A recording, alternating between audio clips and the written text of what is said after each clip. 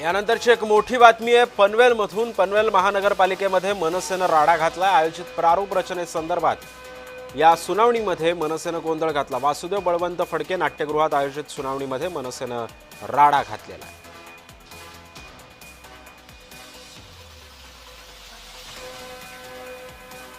पनवेल महानगरपालिकेमध्ये मनसेनं राडा घातलाय।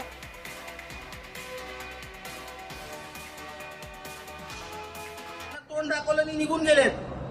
नवनाथ पण बीजेपीचे प्रवक्ते, त्यांचा इथेच काय संबंध आहे? डायरेक्ट वरती कसे गेले ते, वरून खाली कसे आले नवनाथ पण?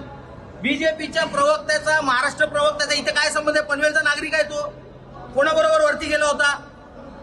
त्यामुळे ज्या पद्धतीने यांचा कारभार चालू आहे, ज्या पद्धतीने ठाण्यामध्ये जर सगळे बसू शकतात आतमध्ये, सर्व नागरिक जाऊ शकतात आतमध्ये, इथे काय प्रॉब्लेम आहे? मग निवडणूक आयोगाचे नियम ठाण्याला वेगळे, पनवेलला वेगळे।